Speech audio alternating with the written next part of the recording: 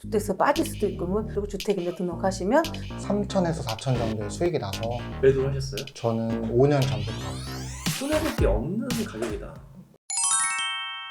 저희가 IMF 때하고 지금 비슷한 상황이잖아요. 예. 그때만 해도 이렇게 역전세 나타나고 막 시기가 안 좋았던 거.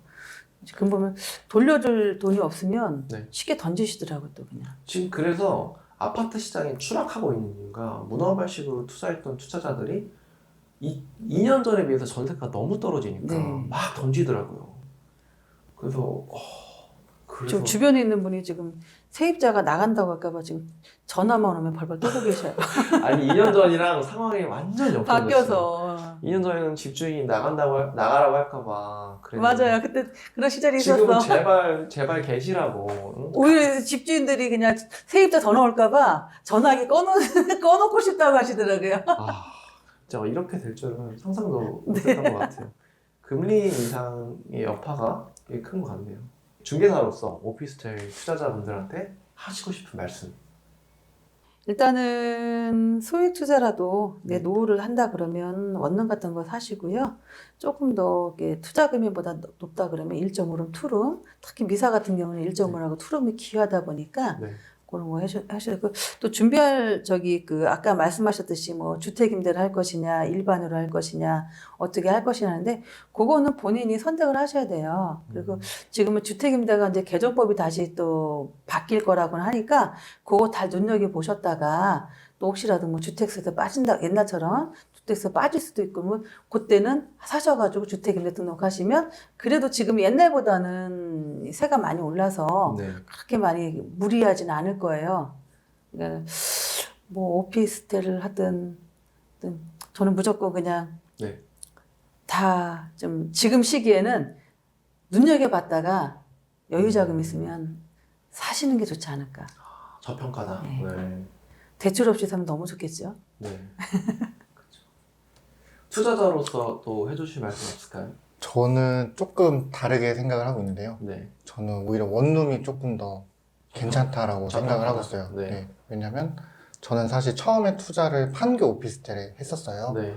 그래서 운이 좋아서 SK 허브라는 오피스텔하고 알죠. 네. 효성 해링턴 오피스텔을 매수를 네. 했었는데 네. 그때만 해도 사람들이 주위에서 다 사지 말라고 했어요. 왜 사냐? 절대 원룸은 안 오른다. 라는 편견이 아무래도 있었던 것 같아요. 네. 그래도 저는 거기서 3천에서 4천 정도의 수익이 나서 매도를 하셨어요? 네, 저는 그렇게 해서 그거를 이용을 해서 저는 레버리지를 이용을 했어요. 잘하셨네. 네. 그렇게 해서 저는 지금 현재 30대인데 네. 그래도 50억대 부동산 자산가가 되었고요. 와. 지금 경제적 자유를 잃었습니다. 네. 근데 저는 만약에 그때 제가 안 했더라면 사실 후회를 많이 했을 것 같아요. 남들 말만 듣고 아예 시도조차 안 했다면 그쵸. 저는 후회를 굉장히 많이 했을 것 같아요. 네. 그래서 사다리 있는 투자 방식은 어떻게 보면 서울 오피스텔에 투자를 해서 네. 시세 차익을 보자. 네네. 지금도 너무 싸다. 네. 저도 그 말에 동의를 합니다. 왜냐면 서울도 너무 싸요. 강남도 아시겠지만 땅값에 비해 너무 지금 그렇죠. 오피스텔이 너무 저평가다 보니까 네. 근데 강남도 사실 많이 올랐더라고요. 10% 정도. 네, 마곡도 많이 오르고 네. 판교도 그렇고 광교도 그렇고 근데 미사는 아직은 바닥이다라고 저는 생각을 하거든요. 맞아요. 왜냐면 예전 가격이 사실 마이너스 P가 많았어요. 미사는. 네. 그래서 저도 미사 오피스텔은 다 마이너스 P로 매수를 했는데요. 네. 그때 당시만 해도 다 마이너스 3천에서 1억 또는 9천만 원 이렇게 매수를 했어요. 근데 지금 가격은 아무리 싸도 1억 2천, 네. 3천 이러다 보니까 네. 막 1억의 반전세, 1억 2천의 반전세만 나도 수익률이 굉장히 많이 나거든요. 그럼 나중에 매도를 하더라도 내가 샀던 가격에 판다면 결코 손해는 안 보겠다라고 해서 저는 그렇죠. 매수를 했거든요. 네. 근데 저는 한 가지 걱정되는 게 이제 다 남들이 막 다 따라 산다고 해서 네. 추격 매수를 할까봐 사실 걱정이 돼요. 다른 아무것도 모르는 투자자분들이 네. 공부를 하지 않고 그냥 남들이 사니까 다 따라 사자라는 네. 추격 매수가 사실 걱정되긴 하는데 네. 저는 그런 리스크들을 잘 관리를 하면서 좋은 투자를 하면 좋은 성과가 있지 않을까 생각이 듭니다. 알겠습니다. 그러면 오피스 투자 언제부터 하셨어요? 저는 5년 전부터 본격적으로 시작을 했습니다. 2018년? 네, 그때면 상당히 투자하기 생각하기 쉽지 않았을 텐데. 네 맞습니다. 그때는 네. 원룸 오피스텔 투자라고는 아무도 안 하던 시절이었고 사라고 해도 아무도 안 샀던 시절이었던 것 같아요. 근데 왜 오피스텔을 생각하셨어요? 일단 마이너스 P가 나왔다는 거에서 솔직히 너무 싸다. 네, 너무 싸다라고 해서 투자를 했었거든요. 그래서 시작을 하게 됐는데 우연치 않게 판교가 너무 오른 거예요. 그렇죠. 네, 저는 원래 여주에 거주를 하고 있어서 네. 판교에 단순히 그냥 직장이 많으니까 괜찮겠다라고 생각을 해서 샀는데 지금도 강남, 마곡, 판교 이런 식으로 직장인들 수요가 많은 데는 원룸도 오르더라고요. 그렇죠. 네. 그리고 수서 같은 경우에도 되게 많이 올랐더라고요, 가격이. 그래서 원룸도 투자 가치가 굉장히 높다라고 생각을 하고 있습니다. 저는 사실 아파트만 그거 해놨었거든요. 네. 그러다가 2021년도에 이렇게 취득세 규제가 터지니까 만만한 게 오피스텔이라 맞아요. 주거용이 전세가 또 되니까 맞습니다. 그래서 오피스텔로 눈을 돌린 건데 그 전부터 하신 거는 그냥 근데 좀 힘드셨을 것 같아요. 초반에 많이 힘들었습니다. 처음에는. 내가 잘못했나. 네, 맞아요.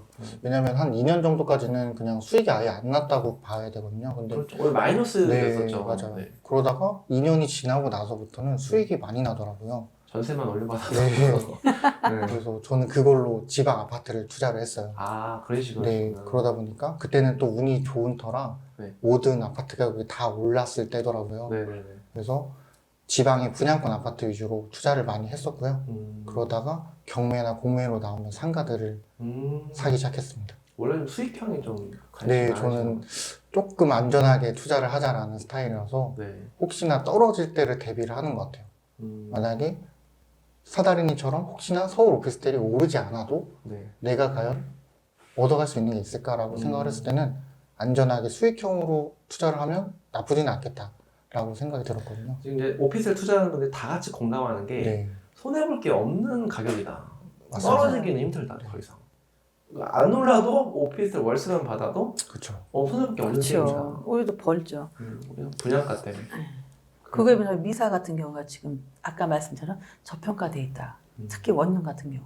지금 원룸 같은 경우 매매가 돼도 분양가에 못 미쳐요. 분양가보다 조금 마이너스에 파셔요. 많은 돈은 못 벌더라도 네. 그냥 임대 수익 쪽으로 한다 그러면 미사가 저평가가 돼 있으니까 아마 지금 최고의 그 가치 있는 그런 도시가 아닐까 싶어요. 알겠습니다. 저는 강북도 많이 투자를 하고 한강 이남도 많이 투자를 했는데 확실히 한강 이남 좋아요. 좋습니다. 평지고 바둑판으로 딱딱 돼 있어서 좋긴 좋아요. 저는 이제 뭐 미사 하남에서 하고 하남에서 계속 나고 자라서 네. 저는 이제 아 하남 토박이시군요. 토백이는 아니에요. 제가 원래 거의, 네. 길동 초등학교 출신인데 네네. 그냥 선배님들이 저를 하남 토백이로 아, 생각해 길동이면 주셔서 바로 옆이잖아요. 그렇죠. 옛날에 여기 있는 같은 그 고향이었으니까 그러다 보니까 저 같은 경우는 그냥 미사 네. 저는 부동산하면서 미사가 좋고 하남이 좋아요.